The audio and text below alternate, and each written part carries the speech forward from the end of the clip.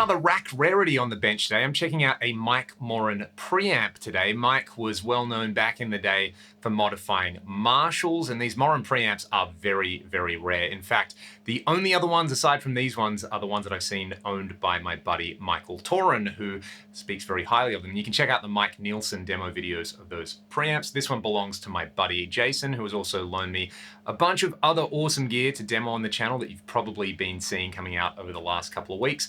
I'm running my Les Paul Custom into the preamp into a VHT 2150, the Purple Monster. I've got the presence at 11 o'clock, the depth at 1 o'clock, and the volume at noon. That's going to a St. Rock React IR2, and I've got my free IR loaded up. This is an interesting layout on here because you've got a gain control and a preamp volume, then a 3-band EQ that's very powerful, as we're about to hear. Then you've got 2 foot switchable master volumes on here. On the back, there's this grind control. So what I'm gonna show you first is how the master volume and the preamp volume interact, because if you keep the preamp volume low and the master high, it's radically different to doing it the other way around. There is a bright switch on here. So I've got the gain and the preamp volume quite low at the moment. The master's at around noon. This is like kind of a, very plexi-ish crunch.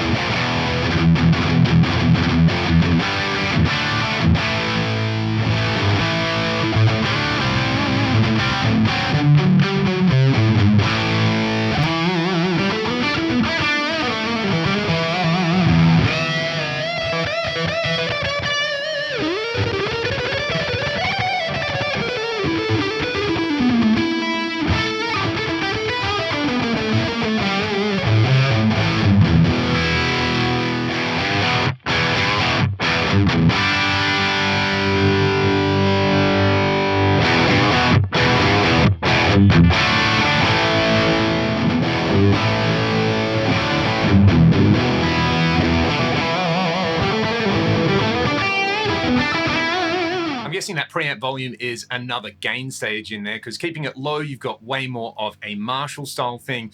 As soon as you get it past noon, it goes crazy, and it is into that like Soldano or modded Marshall territory on there. Now, there is that grind switch on the back, so I'm gonna go through all the different settings. I think there's 6 or 7 of them on there.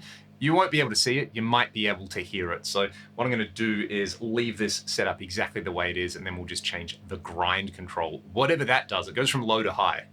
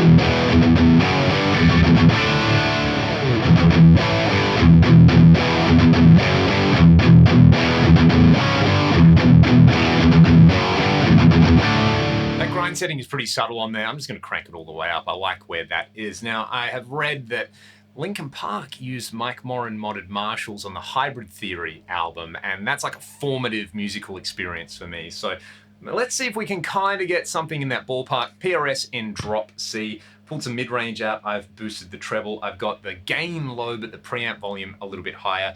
We might boost it with an SD1 as well. So let's see if I can remember how to play any of that stuff.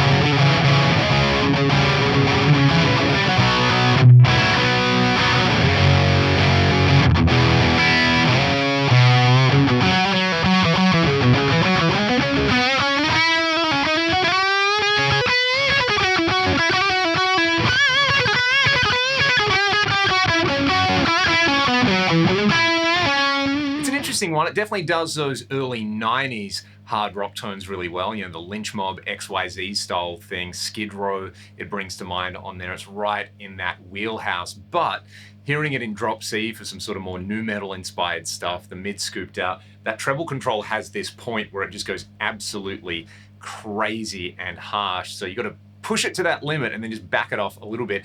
It can kind of do that scoopy, almost recto style sound on there as well. So I can believe that maybe Linkin Park used some Mike Morin modded Marshalls on the Hybrid Theory album, because there's so much gain on here. Again, you can keep the main gain control low and the bright switch on so it's kind of tight, and then use the preamp volume for all the saturation on there, or keep the preamp volume low and crank up the main gain and you get more of an old school plexi style thing. So again, these are pretty rare. It's very fun being able to actually play one.